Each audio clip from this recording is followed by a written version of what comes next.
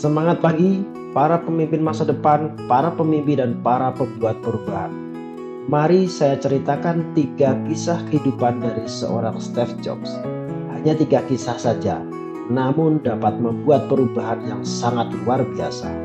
Cerita pertama tentang menghubungkan titik-titik atau connecting the dots. Steve Jobs keluar dari Reed College, sebuah perguruan tinggi seni liberal swasta, Private Liberal Arts College, yang terletak di Portland, negara bagian Oregon, Amerika Serikat setelah 6 bulan pertama. Namun tetap berada di kampus sebagai mahasiswa drop-in selama sekitar 18 bulan sebelum benar-benar berhenti. Lalu kenapa Steve Jobs keluar dari kampus? Semuanya dimulai sebelum dia lahir. Ibu kandung Steve Jobs adalah seorang mahasiswi pasca sarjana muda yang belum menikah dan memutuskan untuk menyerahkan Steve Jobs untuk diadopsi. Ibunya sangat ingin agar Steve diadopsi oleh pasangan yang lulus kuliah. Semuanya sudah diatur agar dia diadopsi oleh seorang pengacara dan istrinya saat lahir. Namun saat Steve lahir, pasangan itu memutuskan pada detik terakhir bahwa mereka ingin anak perempuan. Orang tua Steve yang ada dalam daftar tunggu mendapat telepon tengah malam yang menanyakan, "Kami punya bayi laki-laki tak terduga. Apakah kalian menginginkannya?" Mereka menjawab, "Tentu saja." Tapi ibu kandung Steve kemudian tahu bahwa ibu angkatnya belum pernah lulus kuliah dan ayah angkatnya bahkan tidak lulus SMA. Ia menolak menandatangani surat adopsi terakhir. Ia baru menyetujuinya beberapa bulan kemudian ketika orang tua angkat Steve berjanji bahwa Steve akan masuk kuliah suatu hari nanti. Itulah awal kisah hidupnya. 17 tahun kemudian, Steve benar-benar masuk kuliah. Namun, dia memilih kampus yang hampir semahal Stanford. Dan seluruh tabungan orang tuanya yang berasal dari kelas pekerja habis untuk biaya kuliahnya. Setelah 6 bulan, dia tidak melihat nilainya. Steve tidak tahu apa yang ingin dia lakukan dengan hidupnya, dan tidak tahu bagaimana kuliah akan membantunya menemukan jawabannya. Sementara itu, uang orang tuanya habis. Jadi dia memutuskan untuk keluar dari kuliah dan percaya bahwa semuanya akan baik-baik saja. Itu menakutkan saat itu. Tapi saat dia menengok ke belakang, itu adalah keputusan terbaik yang pernah dia buat. Saat dia keluar, dia tak harus mengikuti kelas wajib yang membosankan dan bisa masuk ke kelas yang menarik minatnya. Tapi itu tidak semuanya indah. Steve tidak punya kamar asrama, jadi dia tidur di lantai kamar teman-temannya. Dia mengumpulkan botol Coca-Cola untuk ditukar demi uang makanan. Setiap minggu malam dia berjalan 7 mil ke Quail Krishna hanya untuk mendapatkan makanan enak sekali seminggu. Dia menyukainya. Banyak hal yang dia temukan karena mengikuti rasa penasaran dan intuisi berubah menjadi hal yang sangat berharga. Contohnya, Reed College pada saat itu menawarkan kelas kaligrafi terbaik di negeri ini. Setiap poster, setiap label di laci-laci ditulis dengan kaligrafi tangan yang indah. Karena dia drop out dan tidak perlu ambil kelas wajib, Steve masuk ke kelas kaligrafi untuk belajar. Dia belajar tentang serif dan sans serif, tentang spasi antar huruf, dan apa yang membuat tipografi jadi indah. Itu indah, historis, artistik, dan halus dengan cara yang tidak bisa dijelaskan oleh ilmu pengetahuan. Steve sangat tertarik. Tidak ada satupun nilai praktis dari pelajaran itu. Tapi 10 tahun kemudian, saat mendesain komputer Macintosh, semuanya kembali padanya. Dia menerapkannya ke Mac, menjadikannya komputer pertama dengan tipografi yang indah. Jika dia tidak pernah masuk kelas itu, Mac takkan punya font yang bervariasi. Dan karena Windows hanya meniru Mac, kemungkinan besar komputer pribadi hari ini takkan punya tipografi seindah itu. Tentu saja, kita tidak bisa menghubungkan titik-titik ke depan. Kita hanya bisa menghubungkannya dengan melihat ke belakang. Jadi, kita harus percaya bahwa titik-titik itu akan terhubung di masa depan. Kita harus percaya pada sesuatu intuisi, nasib, karma, atau apapun itu. Karena percaya bahwa titik-titik itu akan terhubung, akan memberi Anda keyakinan untuk mengikuti hati Anda, bahkan saat jalannya berbeda dari yang umum.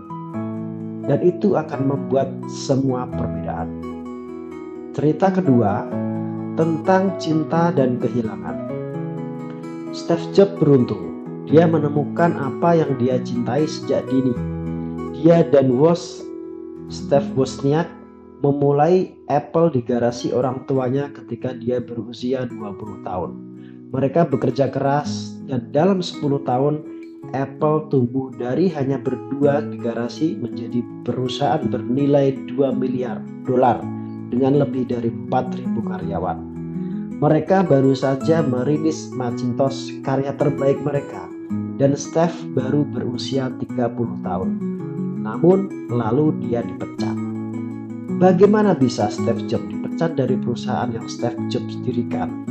Saat Apple tumbuh, mereka mempekerjakan seseorang yang Steve anggap sangat berbakat untuk menjalankan perusahaan bersama. Awalnya semuanya berjalan lancar, tapi akhirnya visi mereka mulai berbeda dan dewan direksi memilih berpihak pada orang itu. Jadi di usia 30 tahun Steve keluar dan sangat terbuka. Fokus hidupnya selama dewasa lenyap. Itu sangat menyakitkan. Selama beberapa bulan dia benar-benar tidak tahu apa yang harus dilakukan. Dia merasa mengecewakan generasi sebelumnya, seolah menjatuhkan tongkat estafet. Steve bahkan bertemu dengan David Packard dan Bob Noyce untuk meminta maaf. Dia merasa gagal secara publik dan sempat berpikir untuk meninggalkan Silicon Valley. Namun perlahan-lahan Steve menyadari bahwa dia masih mencintai apa yang dia lakukan. Meski ditolak, dia masih cinta. Jadi dia memutuskan untuk memulai lagi. Saat itu dia tidak menyadari, tapi dipecat dari Apple adalah hal terbaik yang pernah terjadi padanya. Dalam 5 tahun berikutnya, dia mendirikan perusahaan bernama Next, perusahaan animasi bernama Pixar, dan jatuh cinta pada wanita luar biasa yang kelak menjadi istrinya. Pixar kemudian menciptakan film animasi komputer pertama, Toy Story, dan kini menjadi studio animasi paling sukses di dunia. Dalam putaran tak terduga, Apple membeli Next, dan Steve kembali ke Apple. Teknologi dari Next kini menjadi inti dari kebangkitan Apple, dan dia serta Lauren memiliki keluarga yang luar biasa. Steve yakin semua itu tak akan terjadi jika dia tidak dipecat dari Apple. Rasanya memang pahit, tapi kadang pasien butuh obat yang pahit. Kadang hidup menghantammu dengan batu bata di kepala, namun jangan sampai kehilangan keyakinan. Steve yakin satu-satunya hal yang membuatnya terus maju adalah karena dia mencintai apa yang dia lakukan. Kamu harus menemukan apa yang kamu cintai. Itu berlaku untuk pekerjaan maupun pasangan hidupmu. Pekerjaan akan memenuhi sebagian besar hidupmu. Satu-satunya cara merasa benar-benar puas adalah melakukan apa yang kamu anggap sebagai pekerjaan hebat. Dan satu-satunya cara melakukan pekerjaan hebat adalah dengan mencintai pekerjaanmu. Jika belum menemukannya, teruslah mencari. Jangan pernah puas. Seperti hal-hal hati lainnya, kamu akan tahu saat kamu menemukannya. Dan seperti hubungan yang baik, itu akan terus membaik seiring waktu. Jadi teruslah mencari, jangan pernah puas. Cerita ketiga tentang kematian. Saat Steve Jobs berusia 17 tahun, dia membaca sebuah kutipan. Jika kamu hidup setiap hari seolah itu adalah hari terakhirmu, suatu saat kamu pasti akan benar, yakni benar-benar hari terakhirmu. Kutipan itu membekas padanya.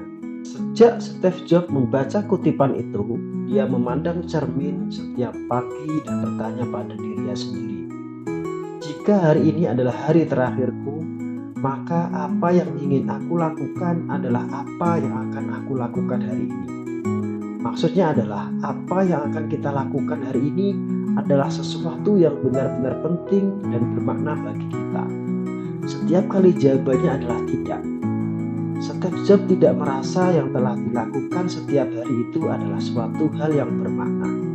Dia tahu bahwa ada sesuatu yang harus dirubah. Mengingat bahwa kita akan mati adalah alat paling penting yang dia miliki untuk membuat keputusan besar dalam hidup. Karena hampir semua hal ekspektasi dari luar, kebanggaan, rasa takut, akan malu atau gagal semuanya lenyap saat berhadapan dengan kematian. Hanya menyisakan yang benar-benar penting. Mengingat bahwa Jeff akan mati adalah cara terbaik yang dia tahu untuk menghindari perangkap, berpikir bahwa Jeff punya sesuatu untuk dipertahankan. Jeff sudah telanjang, tidak ada alasan untuk tidak mengikuti kata hati.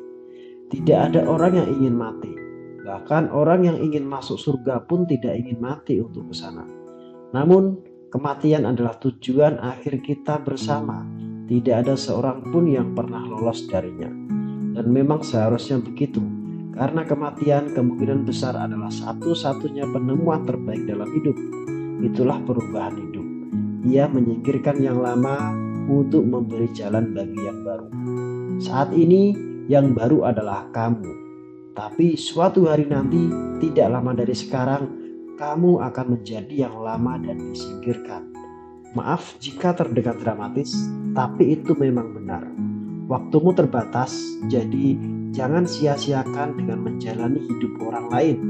Jangan terjebak oleh dogma, yakni hidup dengan hasil pemikiran orang lain. Jangan biarkan suara orang lain menenggelamkan suara hatimu sendiri. Dan yang paling penting adalah miliki keberanian untuk mengikuti kata hati dan intuisimu sendiri. Terima kasih. Inspired by Steve Jobs.